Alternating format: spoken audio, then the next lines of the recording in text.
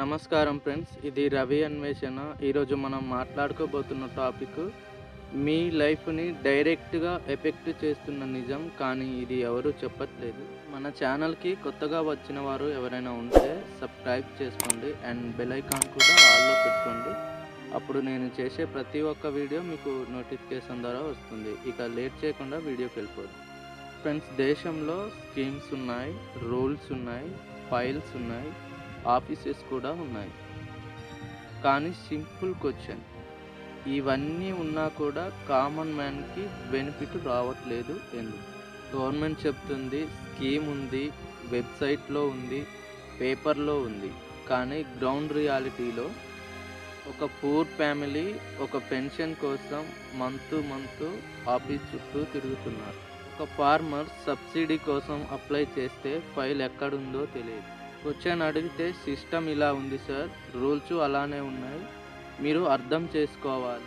Friends, ఇది answer కాదు, escape అవ్వడానికి డైలాగ్. సిస్టమ్ ఉండాలి, కానీ సిస్టమ్ కామన్ మ్యాన్ కోసం ఉండాలి, కామన్ మ్యాన్ సిస్టమ్ కోసం కాదు. ఈ నిజం మీకు కూడా అనిపిస్తుందా? కామెంట్లో మీ ఎక్స్పీరియన్స్ చెప్పండి.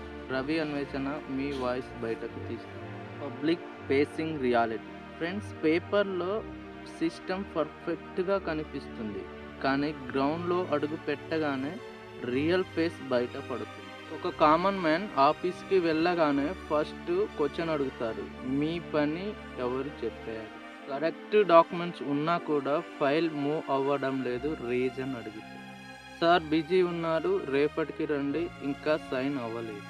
డేస్ మంత్గా మారుతున్నాయి, కానీ పని మాత్రం సేమ్ టేబుల్. ఒక పెన్షన్ కోసం ఒక ఓల్డ్ మదర్ 5-6 టైమ్స్ ఆఫీస్ చుట్టూ తిరిగింది. ఒక ఫార్మర్ సబ్సిడీ కోసం అప్లై చేస్తే మీ ఫైల్ మిస్సింగ్ అని చెప్తారు. మిస్సింగ్ ఏంటి? సిస్టంలో పెట్టి పోయింది. ఫ్రెండ్స్, ఇక్కడ క్వశ్చన్ అడిగితే ఇంకొక భయం స్టార్ట్ అవుతుంది.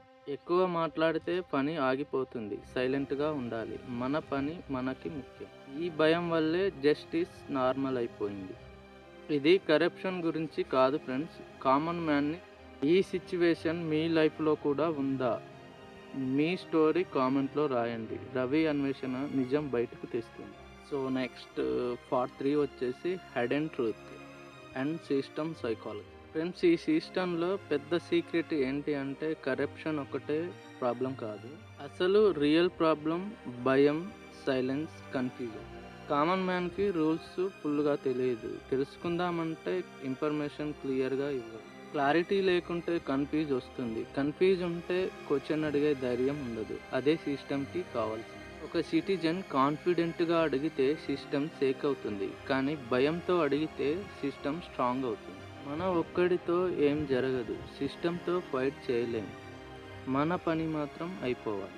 ఈ త్రూని మన మైండ్లో సైలెంట్గా ప్లాంట్ చేశారు. ఫ్రెండ్స్, ఇది యాక్సిడెంట్ కాదు, ఇది డిజైన్. క్వశ్చన్ అడిగినవాడు ట్రబుల్ మేకర్, సైలెంట్గా ఉన్నవాడు గుడ్ సిటిజన్, ఇలా డిఫైన్ చేశారు.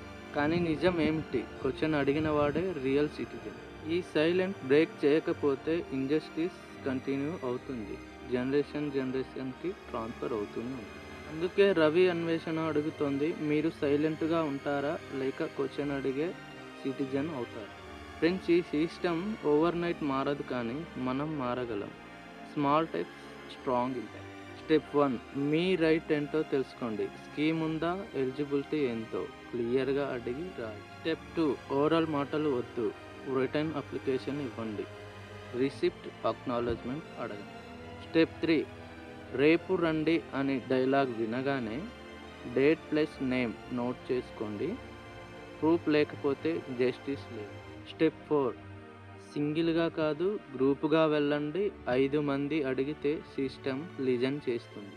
స్టెప్ 5, ఫియర్ని పక్కన పెట్టండి, రెస్పెక్ట్ఫుల్గా క్వశ్చన్ అడగండి. క్వశ్చన్ క్రైమ్ కాదు, question is right. Friends, me silence వల్ల సిస్టమ్ పవర్ఫుల్ అయింది, మీ వాయిస్ వల్ల సిస్టమ్ మారుతుంది.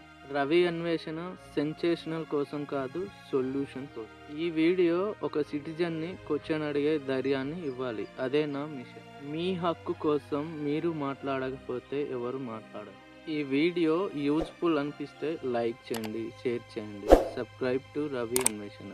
నిజం కోసం, న్యాయం కోసం రవి అన్వేషణ.